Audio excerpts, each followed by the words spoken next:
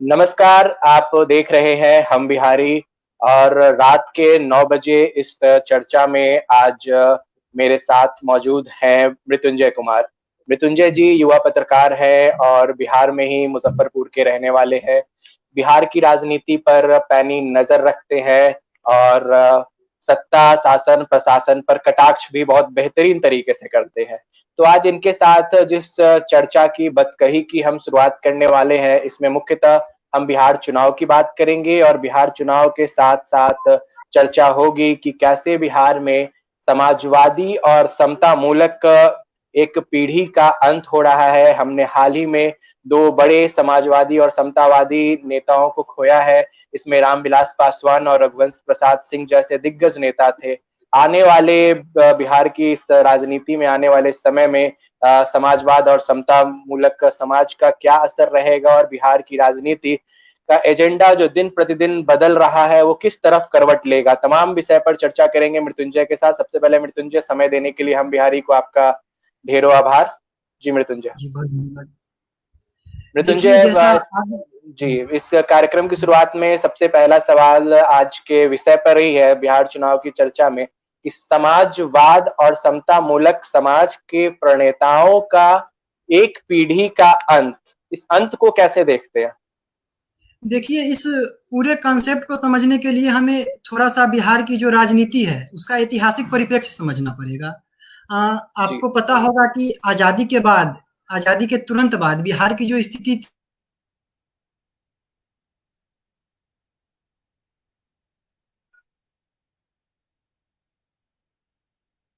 Video रुक रही है मृत्युंजय आपकी। कि बाकी राज्यों की अपेक्षा जी, आवाज़ आ रही है?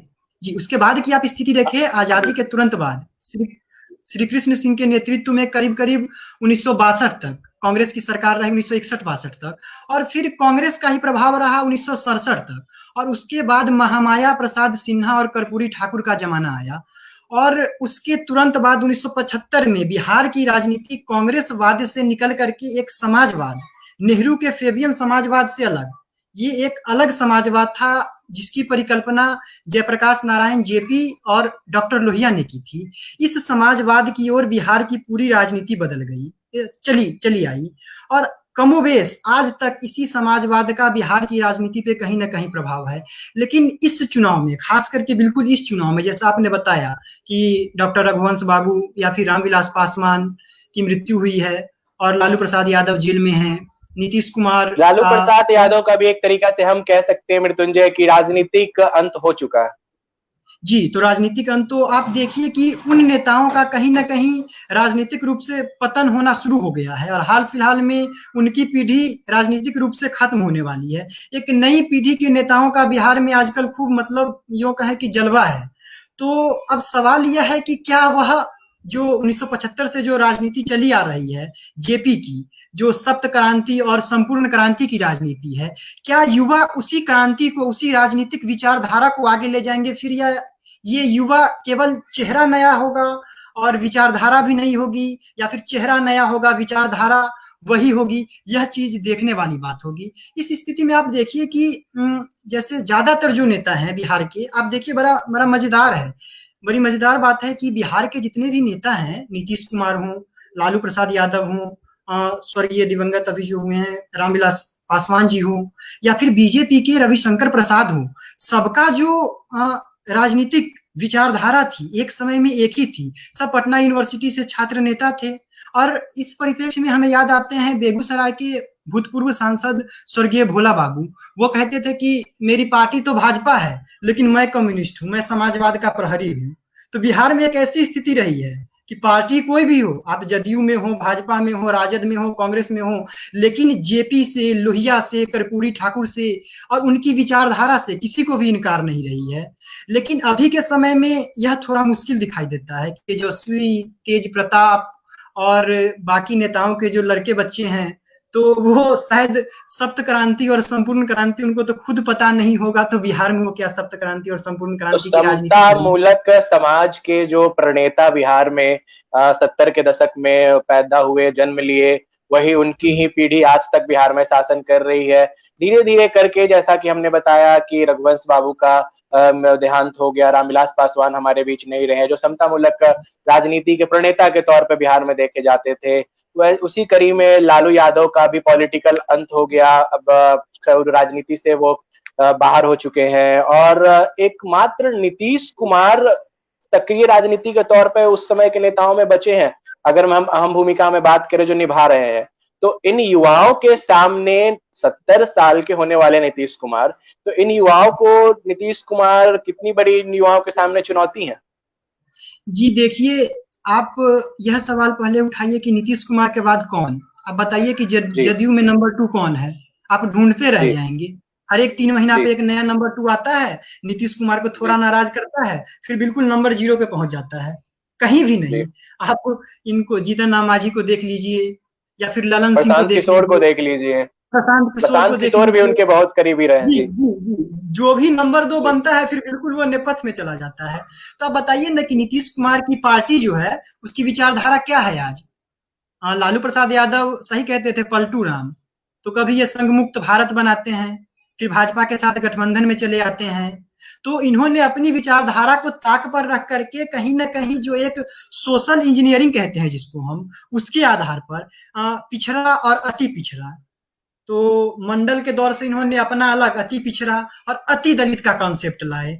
थोड़े से एक समय में अनंत सिंह को और भी जो स्वर्ण नेता थे कुछ, उनको तुष्ट करके एक इन्होंने अपना एक सोशल इंजीनियरिंग के माध्यम से एक वोट बैंक अपना एक बना लिया इन्होंने। और इस वोट बैंक के सहारे ये चुनाव जीतते रहे, मुख्यमंत्री बनते रहे हैं। भाजपा के सहारे या किसी के सहारे, अपने बलबूते पर नीतीश कुमार अपनी विचारधारा के माध्यम से कभी मुख्यमंत्री नहीं बने हैं। तो यह कहना मुश्किल है कि जो युवा अभी आ रहे हैं उनके लिए वैचारिक रूप से नीतीश कुमार कोई चुनौती है। कोई चुनौती नहीं है नीतीश कुमार। और नीतीश कुमार के साथ ही नीतीश कुमार के बाद जदयू का हम बहुत ज्यादा अस्तित्व देखते भी नहीं है। तो आप जदयू में कद्दावर नेता के तौर पर, और ये बात कहीं ना कहीं मृत्युंजय की सही भी है कि जनता दल यूनाइटेड कहीं ना कहीं नीतीश कुमार से है और नीतीश कुमार ही अपने आप में जनता दल यूनाइटेड है।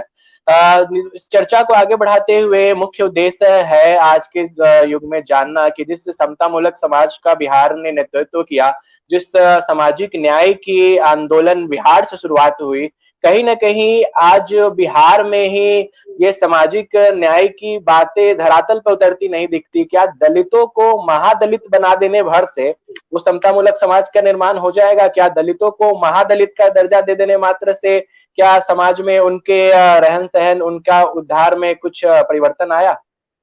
क्या कहते हैं? बिहार में अमूमन 1-2 जातियों को छोड़कर सभी दलितों को महादलित का दर्जा दे दिया गया। तो क्या इस दर्जा देने से उनके वास्तविक स्थिति में कुछ बदलाव आया? आप चाहे जो भी कारण हो, लेकिन जाति की राजनीति पे बिहार शुरू से मुखर रहा है। 60 के दशक, 70 के दशक में हम त्रिवेणी संघ को देखते हैं, और उसके बाद फिर जयप्रकाश और जाति तोड़ो आंदोलन, और उसके बाद फिर जेपी मूवमेंट, तो पूरा इसी के आसपास सिमट गया।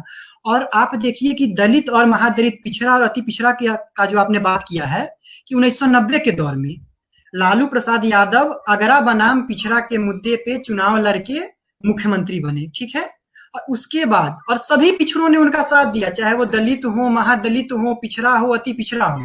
15 साल उन्होंने शासन किया, लेकिन उसके बाद कहीं ना कहीं अति पिछड़ों को, अति दलितों को यह लगा कि पिछड़ा वर्ग के नाम पर केवल कुछ प्रमुख जातियों को, जो शुरू से ही आर्थिक रूप से, राजनीतिक रूप से और कमोवेश सामाजिक रूप से एक अच्छी स्थिति में रही है, उनकी सरकार है। मैं कहीं कल ही पढ़ रहा था कि आजादी के बाद से अभी तक बिहार में कुम्हार जाति का केवल एक विधायक हुआ है, केवल एक सदस्य कुम्हार जाति का विधानसभा पहुंचा है। और मैं दावे के साथ कह सकता हूं बिहार का कोई एक सिंगल गांव नहीं होगा जिसमें कुम्हार जाति के लोग नहीं रहते होंगे। तो कहीं ना कहीं 15 साल ये अगरा बनाम पिछड़ा के नाम पर जो पिछड़ों में जो पिछड़ा थे, उन्हें लगा कि नहीं, हम तो चीट किए जा रहे हैं, हम तो ठगे जा रहे हैं। कि पिछड़ा के नाम पर भाई लालू प्रसाद यादव आंदोलन चलाते हैं, और जब सत्ता सुख की आती है तो एक बिहार में पिछड़ा कौन? 3 जातियां केवल, मैं नाम नहीं लेना चाहूंगा, लेकिन तो कहीं ना कहीं एक निराशा का माहौल आया अति पिछड़ों में और अति दलितों में। तो दलितों को महादलित बना देने से हालात बदले।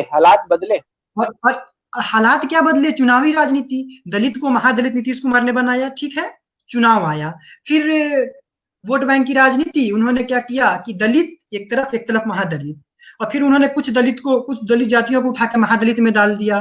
फिर अगला अगला चुनाव आया, फिर कुछ महादलित जातियों को, फिर दलित जातियों को महादलित घोषित कर दिया। करते करते करते करते एक समय ऐसा आया जब केवल एकमात्र जाति पासवान जाति दलित रह गई, बाकी सब महादलित हो गए। फिर उन्होंने आंदोलन कर दिया कि भाई हम भी महादलित बनेंगे, बस उसको भी घोषित कर दिया गया। वर्तमान समय में बिहार में सब महादलित है और दलित और महादलित का कंसेप्ट खत्म हो गया है चुनावी राजनीति की वजह से। लेकिन कहीं ना कहीं अगर पिछड़ा और अति पिछड़ा के परिप्रेक्ष्य में देखें तो ये चीज सही है। और अभी के समय में देखिए जो बीजेपी का सवर्णों के अलावा जो कोर वोट बैंक है वह अति पिछड़ा है। वह केवल और केवल इसलिए कि बीजेपी उनको मौका देती है।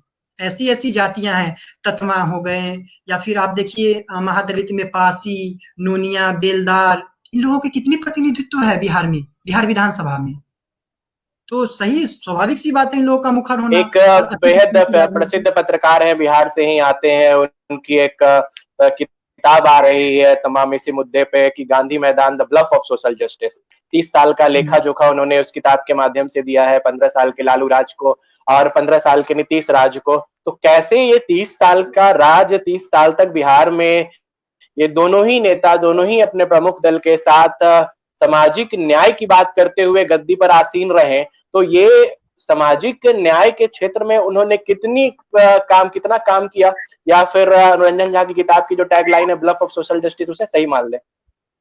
देखिए अभिषेक, ऐसा है कि सामाजिक न्याय तो सभी चाहते हैं, लेकिन समाज का कंसेप्ट सबका अलग अलग है। लालू प्रसाद यादव का समाज उनका परिवार है, नीतीश कुमार का समाज वो सोशल जस्टिस इन्हें कहा जा सकता है। इन 30 साल की जो राज रहा, इन्हें हम सामाजिक न्याय के नाम पर एक छलावा के तौर पे देख सकते हैं।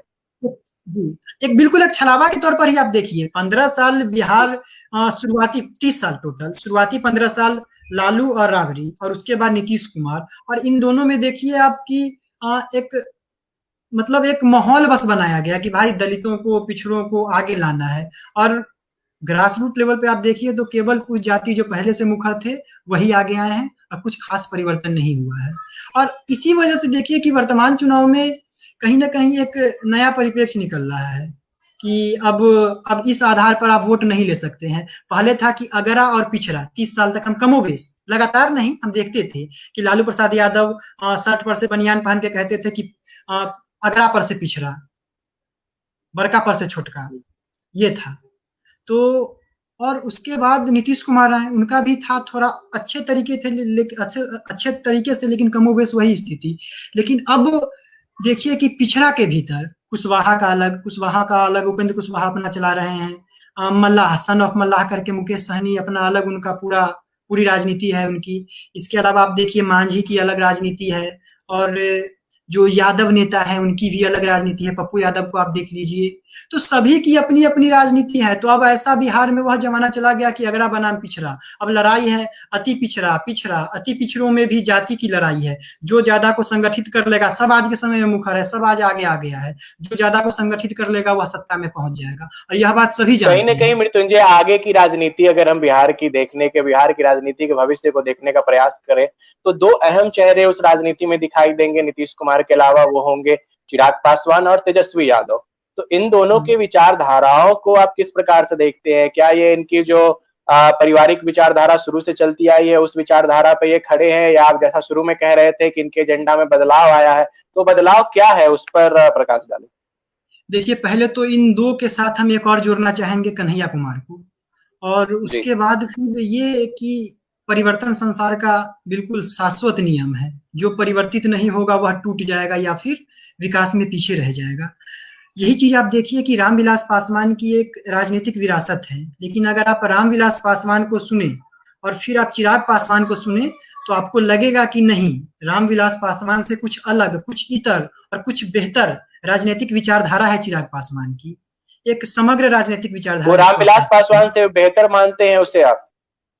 बेहतर नहीं मानते हैं, लेकिन उनमें कुछ अलग है, उनमें कुछ करने का जज्बा है। तो बेहतर तो उन्हें जब मौका मिलेगा तो अपने आप को साबित कर पाए या ना कर पाए ये तो बाद की चीज है, लेकिन उनमें कुछ अलग है जिसको जांचा परखा जा सकता है। दूसरी ओर आप तेजस्वी यादव या तेज प्रताप यादव को देखें, एक सिंगल चीज बता दीजिए, एक सिंगल चीज उनकी राजनीति में जो बिहार में पहले से नहीं थी और उन दोनों भाइयों के आने से आ गई हो। बिल्कुल कुछ नया नहीं है उनमें। लालू प्रसाद यादव जेल में है और लालू प्रसाद यादव का सस्ता रूप तेजस्वी यादव है, बस इतना समझ लीजिए। और बाकी आप देखिए कि जैसा आपने पहले भी चर्चा किया कि लालू प्रसाद यादव की जो अगरा बनाम पिछड़ा की जो राजनीति थी, मंडल की जो राजनीति, उसका कहीं ना कहीं पराभव हो रहा है बिहार में। अब सबको आप एकजुट नहीं रख पा रहे हैं, एमओआई फैक्टर मिला जुला के आपके पास रह गया है। उसमें से भी सीमांचल के जो एम है, मुस्लिम फैक्टर, वो आजकल असदुद्दीन ओवैसी के पक्ष में जाने लगे हैं। कांग्रेस की स्थिति बिहार में कुछ थोड़ी सी अच्छी हुई है, तो कहीं ना कहीं दलों में भी सुधार आया है। जिस दिन मुसलमानों को बिहार में एक बेहतर विकल्प मिल गया, उस दिन लालू प्रसाद यादव केवल यादवों के साथ वोट कटुआ पार्टी बन करके आरजेडी रह जाएगी। इस बात को समझ लेना और मान लेना चाहिए। अच्छा, चिराग पासवान की बिहार के राजनीति में आगे क्या रोल देखते हैं? क्योंकि चिराग पासवान के मन में एक कसक रही होगी कि रामविलास पासवान अपने पूरे जीवन में मुख्यमंत्री नहीं बन पाए, पूरे राजनीति में सक्रिय रहे, लेकिन इस जीवन के दौर में उनकी भी इच्छा रही होगी कि जिस तरह उनके सहयोगी, उन्हीं के मित्र लालू यादव और नीतीश कुमार बिहार में मुख्यमंत्री पद के गद्दी पर आसीन हुए, तो उस पिता के उस सपने को पूरा करने के लिए जो चिराग पासवान निकले हैं, तो ऐसे में चिराग पासवान का भविष्य बिहार की राजनीति में कैसा है? देखिए, और उनका इस चुनाव में इसी परिप्रेक्ष्य में उनका इस चुनाव में अकेले आना, ये कितना लाभदायक और कितना नुकसानदायक हो सकता है, इस पर भी बात रखेंगे। अभी बिहार में जो चुनावी रणनीति का जो समीकरण है, उसमें यही है कि चुनाव वही जीतेगा जो सबको साथ लेकर चलेगा। केवल दो वर्गों के सहारे या एमवाई फैक्टर के सहारे आप सरकार में नहीं आ सकते हैं। और चिराग पासवान सबको साथ लेकर के चलने की बात करते हैं। तो इस चुनाव में तो ठीक है, वो अपने आप को पहला, मतलब इनका मानिए तो चिराग पासवान का यह पहला चुनाव है। बाकी चुनाव रामविलास पासवान का था और ये उनका पहला चुनाव है। इसमें अगर वो 10 सीटें 5 सीटें भी ले आते हैं तो उनके लिए अच्छी स्थिति होगी। वो आगे भाजपा के साथ या फिर जदयू के साथ भी बेहतर तोलमोल कर पाने की स्थिति में होंगे। तो उनका भविष्य हम तो उज्जवल देख रहे हैं कि चिराग पासवान सबको साथ लेकर के चलने की बात के साथ रहते तो ज्यादा फायदा था, या एनडीए के साथ रहते तो ज्यादा फायदा था? मृत्युंजय, चिराग एनडीए के साथ रहते तो ज्यादा फायदा था या अभी ज्यादा फायदे में? चिराग पासवान को खुद को साबित करना चाहिए। बिल्कुल चुनाव में आए हैं, कितने पानी लग जाएगा।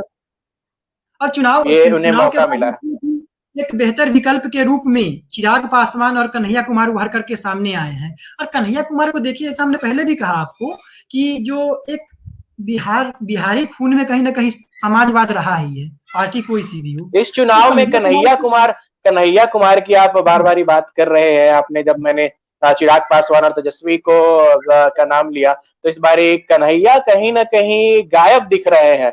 क्या ये महागठबंधन में तेजस्वी के मुख्य हाथ में नेतृत्व होने की वजह से कन्हैया को बायकाट कर दिया गया है? क्या कारण है?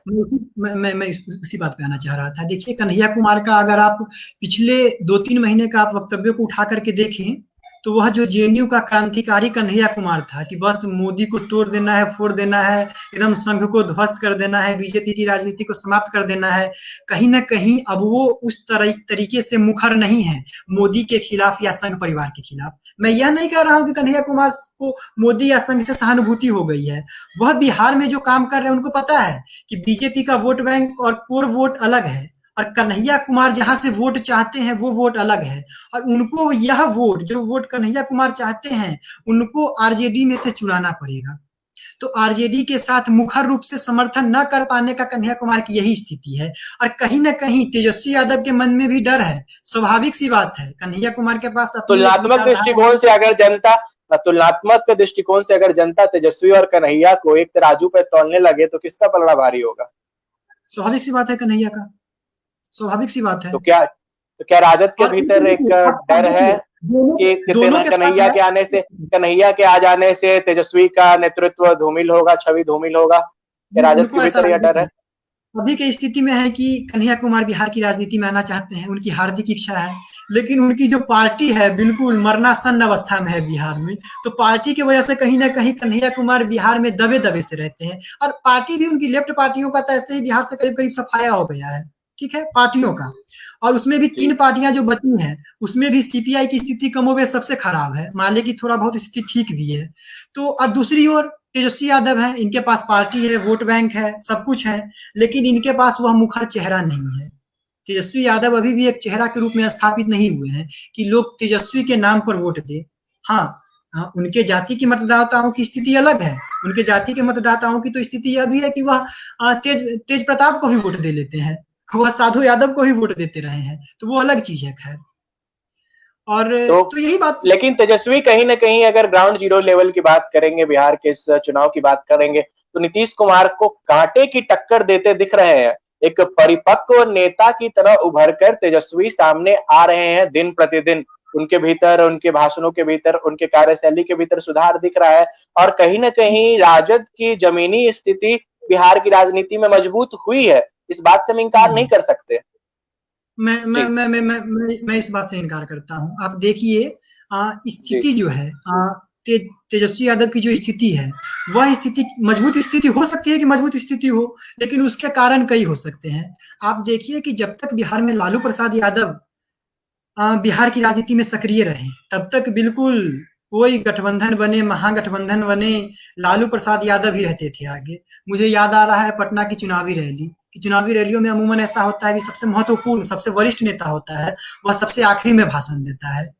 कि एक तरफ जो 2014 तक सरकार में कांग्रेस पार्टी की नेता सोनिया गांधी और लालू प्रसाद यादव, आखिरी में भाषण कौन देता है? लालू प्रसाद यादव। तो लालू प्रसाद यादव की यह हैसियत रही थी। आज के समय में बिहार में कांग्रेस तेजस्वी यादव से 70 सीटें ले जाती है, युवा तेजस्वी पर दबाव बना करके। आप क्या बात करते हैं?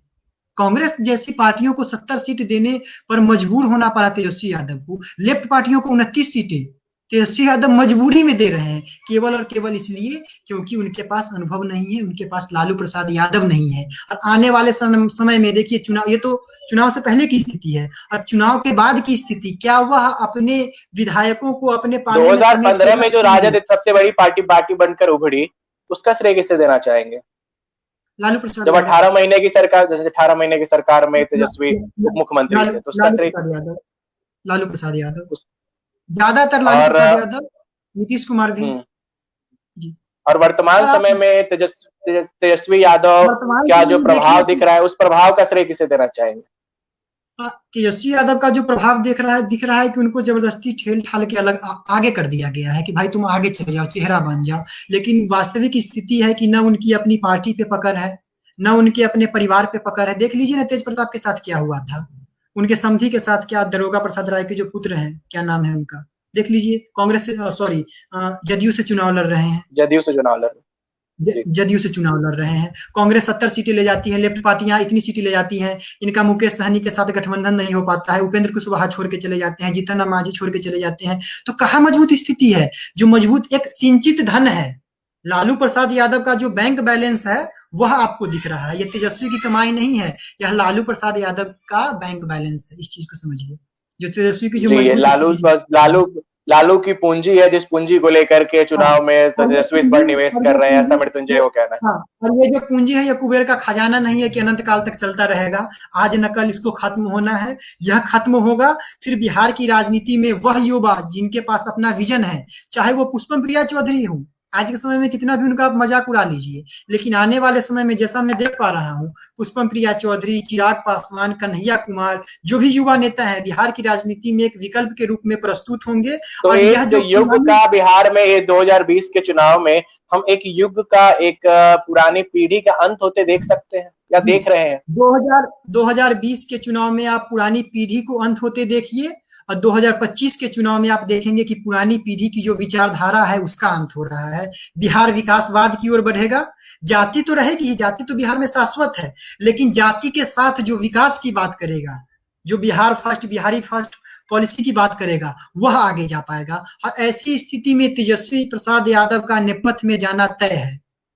तो कहीं ना कहीं सामाजिक न्याय की बात न करके, जिसके पास विजन होगा, जिसके पास विकास का एजेंडा होगा, बिहार की जनता इस बार उसका साथ देगी। और कहीं ना कहीं मृत्युंजय, इस बार के चुनाव में इसके साथ सबका साथ विकास का एजेंडा, खाली विकास का एजेंडा नहीं, सबका साथ, सबका विकास और थोड़ी सोशल इंजीनियरिंग। कहीं ना कहीं मृत्युंजय, एक चीज 2020 के चुनाव में देखने को मिल रही है कि बिहार चुनाव में आमतौर पे मुद्दे सड़क, बिजली, पानी के हुआ करते थे, लेकिन इस बार ही सड़क, बिजली, पानी कहीं से भी मुद्दा खास या बड़ा मुद्दा नहीं है। इस बार जो सबसे बड़ा मुद्दा है बिहार में, उद्योग है, रोजगार है। इन मुद्दे पे ही सभी नेता अपना घोषणा पत्र भी दे रहे हैं, अपने भाषण भी दे रहे हैं। तो कहीं न कहीं 15 साल के नीतीश राज में ये इन मुद्दाओं का खात्मा हुआ है, रोज जिसमें हम सड़क, बिजली और पानी की बात करें। अब बिहार विकास के मुद्दों की ओर आगे बढ़ा है 2020 चुनाव में। जी हाँ, आप देख लीजिए ना कि अभी जो बिहार का चुनावी माहौल है, उसमें कोई भी नेता हो, बिना विकास की बात किए हुए वह आगे नहीं बढ़ सकता है, चुनाव नहीं जीत रोजगार की सकता है। अहम अहम बात रोजगार की हो रही। जी, रोजगार और उद्योग धंधों की नीतीश कुमार कहीं न कहीं जब तेजस्वी यादव या फिर चिराग पासवान और गाहे-बगाहे बीजेपी वाले भी जब मुखर होते हैं कि भाई उद्योग कहाँ है? तो नीतीश कुमार कहीं न कहीं एक डिफेंसिव मोड में आ जाते हैं कि भाई समुद्र के किनारे नहीं है बिहार, हमारे पास प्राकृतिक संसाधन नहीं है, बहाने तो बहुत सारे हैं, लेकिन कहीं न कहीं कहते हैं कि नहीं, अब हम करेंगे, अभी तक जो नहीं कर पाए वो करेंगे। हमने सड़क, पानी, बिजली, 7 निश्चय इस पे काम किया, महिला आरक्षण पे काम किया, शिक्षा पे काम किया, प्राथमिक शिक्षा पे, उच्च शिक्षा की मैं बात नहीं कर रहा हूँ, और आने वाले समय में उद्योग पे काम किया जाएगा। तो ऐसा उनका मानना है। लेकिन आप देखिए कि नीतीश कुमार ठीक है, लेकिन दूसरी बात यह है कि नीतीश कुमार नहीं तो फिर कौन? यह मुद्दा जो है, कारण कि आप तेजस्वी यादव, क्या इनका यही क्या कारण है कि योगदान है? भाजपा अगर बड़ी पार्टी, सबसे बड़ी एनडीए की, भाजपा ने, अमित शाह ने भी कुछ दिन पहले इंटरव्यू भी दिया था, उसमें उन्होंने ये भी साफ किया कि अगर एनडीए में भाजपा सबसे बड़ी पार्टी बनकर उभरती है, उसके बावजूद भी बड़े भाई की भूमिका में नीतीश कुमार ही होंगे। तो आखिर क्या वजह है एनडीए गठबंधन में कि बड़े भाई की भूमिका में सिर्फ और सिर्फ नीतीश कुमार ही होंगे? क्या नीतीश कुमार का ही एकमात्र चेहरा एनडीए के पास बचा है 3-4 गठबंधन के दलों के साथ होने के बावजूद? बिल्कुल नहीं। चुनावी जी राजनीति में कोई परमानेंट दोस्त होता है, ना कोई परमानेंट दुश्मन होता है। तो चुनाव जी के बाद अगर हम एलजेपी, बीजेपी और बाकी जो कुकुरमुत्ते की तरह जो पार्टियां आई हैं, उन सबके गठबंधन की सरकार देखें और नीतीश कुमार को विपक्ष या फिर दूसरे विपक्ष तेजस्वी के बाद वाले में देखें तो आश्चर्य नहीं होना चाहिए। ठीक है, यह स्थिति है। और बीजेपी की वर्तमान में मजबूरी है, कारण कि बिहार का जो माहौल है उसमें देख लीजिए सबके पास अपना अपना वोट बैंक है। नीतीश कुमार के पास भी कहने के लिए अपना एक वोट बैंक है, बीजेपी के पास भी कहने के लिए अपना एक वोट बैंक है, लेकिन वह वोट बैंक मतलब सरकार बनाने की स्थिति में वह तभी आ पाएंगे जब 2-3 वोट बैंक मिल जाए। लालू प्रसाद यादव और नीतीश कुमार मिलकर के सरकार बनाए थे 2015 में, लेकिन अकेले में न लालू प्रसाद यादव के बस की बात है सरकार बना लेने की, न नीतीश कुमार और न ही भारतीय जनता पार्टी तो के 30 पास। साल में बिहार में जो राजनीतिक सामाजिक न्याय के नाम पर हो रही थी, क्या बिहार अब 2020 के चुनाव उससे आगे बढ़ा है? देखिए, सामाजिक न्याय के नाम पर बिहार की जो बहुसंख्यक आबादी है वह ठगा हुआ महसूस कर रही है। सामाजिक न्याय बिहार, जैसा हमने पहले भी कहा कि लालू प्रसाद यादव का पूरा समाज उनका परिवार, नीतीश कुमार का पूरा समाज वो स्वयं, तो केवल उनका विकास हुआ। सामाजिक न्याय के नाम पर केवल कुछ जातियों को आगे बढ़ाने का काम किया गया है। स्वर्ण के खिलाफ वैमनस्यता का बीज बोया गया। एक समय हमने देखा कि रणवीर सेना और जो नरसंहारों का दौर चला बिहार में, विभत्स दौर उसको मैं कहूंगा, तो ये इसी जो चुनावी राजनीति है और जो सामाजिक न्याय का जो विभत्स रूप है, मैं सामाजिक न्याय के मैं खिलाफ नहीं हूँ, लेकिन सामाजिक न्याय को जब चुनावी राजनीति में भुनाने का प्रयास किया जाता है और अगरा बनाम पिछड़ा की राजनीति किया जाता है, तो वह स्थिति बड़ी खराब होती है। तो कहीं ना कहीं बिहार का मतदाता उससे उब चुका है और बाकी लोग भी उब चुके हैं। आप देखिए ना, ये अगरा बनाम पिछड़ा करने वाले लालू प्रसाद यादव, जगदानंद सिंह उनके प्रदेश अध्यक्ष हैं, मनोज झा उनके मुख्य प्रवक्ता हैं, और बाकी पार्टियों में देख लीजिए भाजपा को सवर्णों की पार्टी मानी जाती रही है, आज वो भर भर के बिल्कुल अति पिछड़ों को टिकट दे रही है भाजपा, और वो चुनाव जीत लेकिन के बिहार की राजनीति में और बिहार के लोकतंत्र में या फिर बिहार के जनता में एक सवाल हमेशा से मृत्युंजय रहा है, किसी से पहली मुलाकात करे, किसी से पहली बार मिले तो भैया कौन जात हो। तो ये कौन जात हो का सवाल क्या भविष्य में भी बरकरार रहेगा? कौन जात हो बरकरार रहेगा, लेकिन इसके साथ क्या विकास किए हो यही सवाल भी रहेगा। मतलब अब जात के साथ विकास की बात भी, और मुझे लगता है कि ये बिहार के लिए स्वर्णिम काल होगा, बिहार के लिए सुखद संदेश। एक सेकंड मैं खत्म करना चाहूंगा। मतलब स्थिति मुख्य परिवर्तन यह है कि पहले जात की लड़ाई थी अगरा बनाम पिछड़ा, पहले यादव, राजपूत, भूमिहार, अति पिछड़ा, ऐसा कुशवाहा ऐसा कभी नहीं रहा बिहार की राजनीति में, अगरा बनाम पिछड़ा रहा है। लेकिन अब जो है सबकी अपनी-अपनी खेमेबंदी है। तो अगर ये मुकेश सहनी अगर चले जाते हैं भाजपा के साथ, तो सामाजिक न्याय से कुछ लेना-देना नहीं रहेगा फिर इनको। बिहार के मल्लाहों को और निषादों को, वो फिर भाजपा को वोट करेंगे। इसी बात पर मैं आपसे एक चीज और जानना चाहूंगा कि तमाम ऐसे विधायक हमने इस चुनाव में देखे हैं, आपने भी देखा होगा, पूरे बिहार ने देखा है, जिन्हें अपने पार्टी से टिकट नहीं मिलने के बाद रातों रात उनके विचारधारा में एक बड़ा परिवर्तन देखने को मिला हो। अगर समाजवादी से वो राष्ट्रवादी हो गए हो, राष्ट्रवादी से वो समता मूलक हो गए हो, तो जो मैंने खुद बहुत सारे विधानसभा सीटों पे देखा है, कल तक जदयू और भाजपा में थे और आज जो कांग्रेस ने टिकट दे दिया तो उन्होंने कांग्रेस का दामन थाम लिया। तो कहीं ना कहीं बिहार के जो विधायक पद के नेता जो दावेदार होते हैं उनमें वैचारिक शून्यता है। हाँ, निचले स्तर कहने का मतलब जो ग्रास रूट लेवल के जो नेता हैं, उनमें वैचारिक शून्यता इस मकसद से कि उनको विचारधारा से लेना, उनको जाति से टिकट बस उनको बस टिकट पाने की वो थोड़े फ्लेक्सिबल रहते हैं और समाजवाद उनके रगों में शाश्वत है, जिनका अपनी जरूरतों के अनुसार कभी थोड़ा कभी ज्यादा इस्तेमाल कर लेते हैं कि अब जदयू में है और राजद में है तो समाजवाद का इस्तेमाल ज्यादा करेंगे, और चले गए अगर भाजपा में तो समाजवाद गौन हो गया, बोल दिया कि नहीं हम तो भाजपा में हैं लेकिन समाजवाद हमारे खून में थोड़ा सा है, ऐसा बोल दिया। हम बिहारी पेज के सहायक संपादक हैं शिवा नारायण। ये आपसे मृत्युंजय जानना चाहते हैं कि समाजवाद ने पारिवारिक चौखट पर दम तोड़ दिया, क्यों? मैं 2 बार यह बात बोल चुका हूं, पहले भी मैं वही बात फिर बोलूंगा कि समाज की परिकल्पना सबकी अपनी अपनी रही है, सबके लिए समाज का कंसेप्ट अलग रहा है। आपने नीतीश कुमार की जैसे नीतीश के समाजवाद के बारे में आपने बताया कि उन तक सीमित है, और लालू का समाजवाद उनके परिवार तक।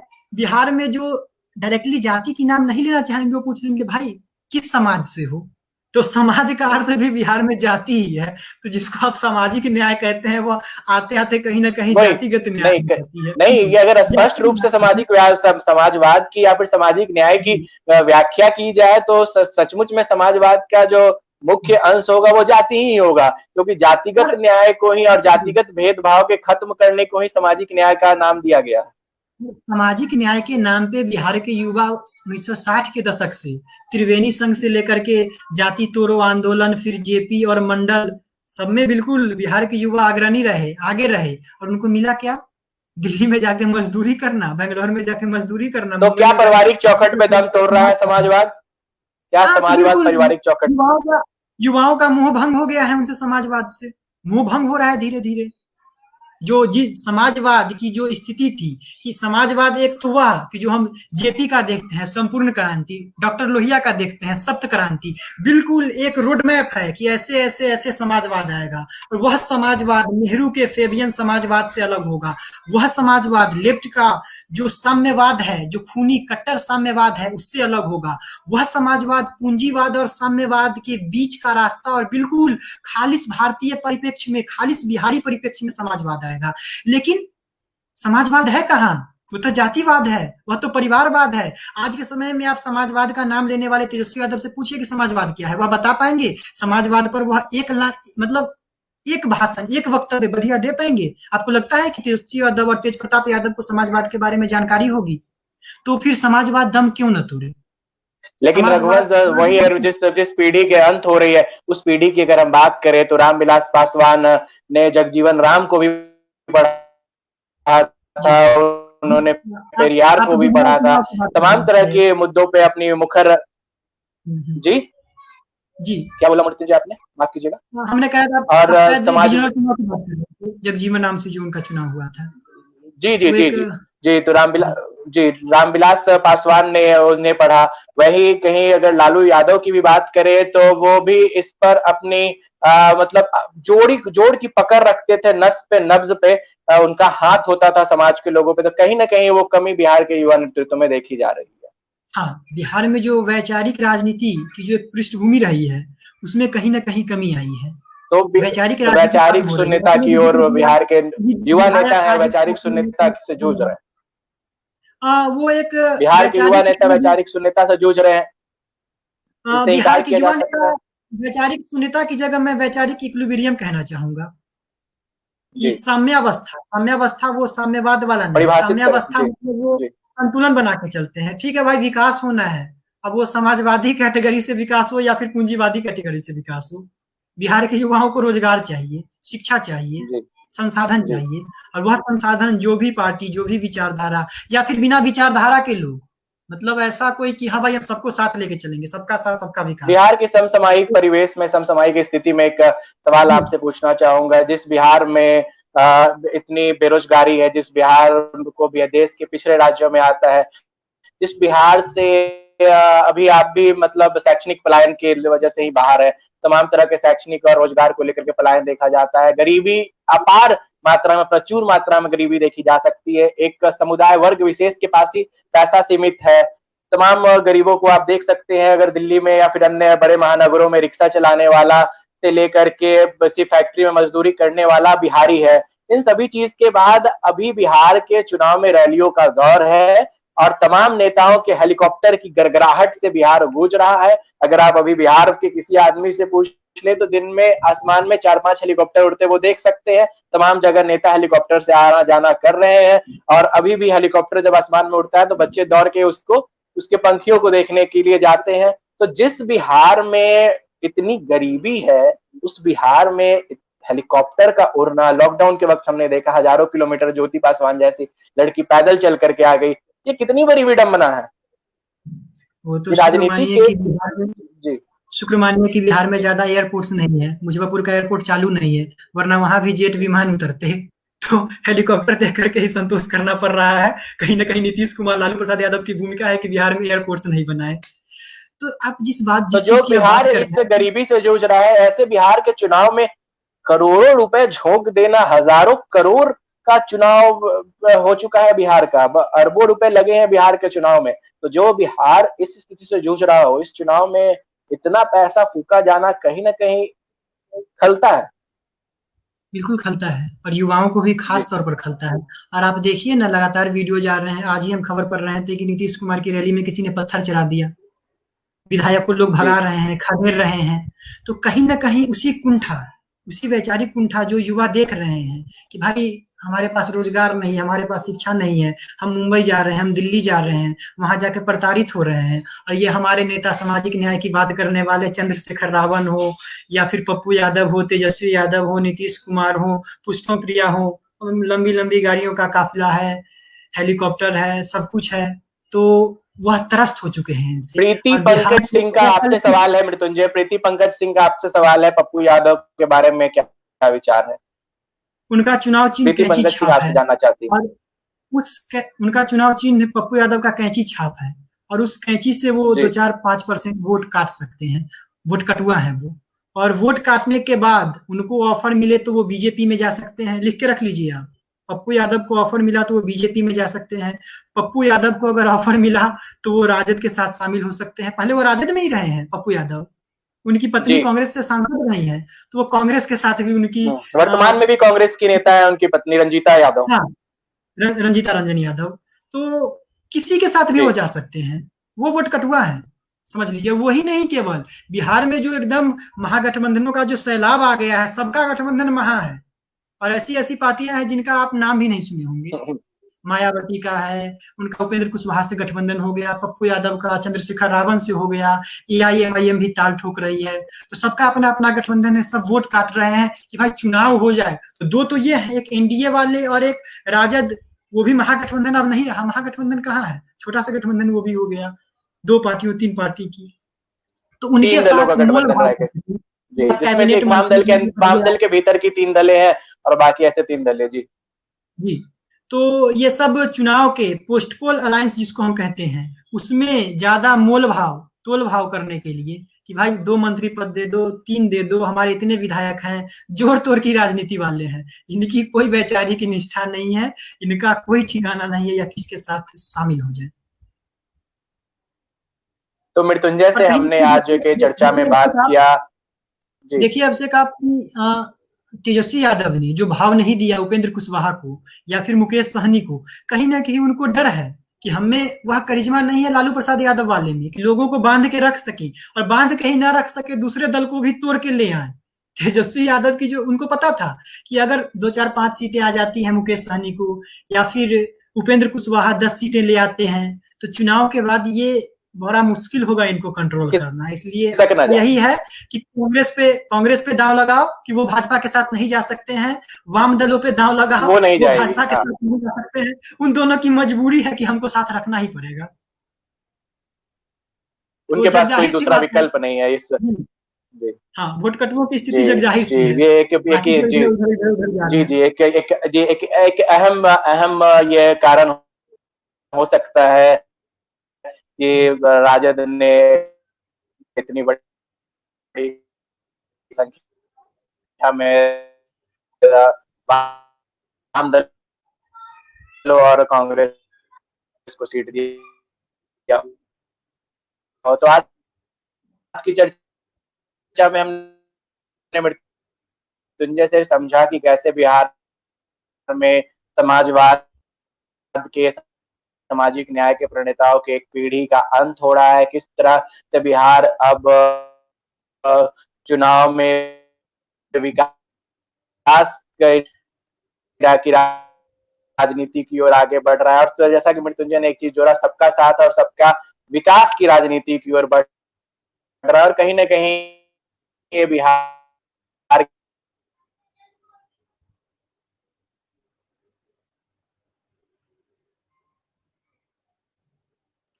जी बहुत बहुत धन्यवाद। मुझे लगता है कि शायद समय समाप्त हो गया है, तो इसको एंड करना चाहिए।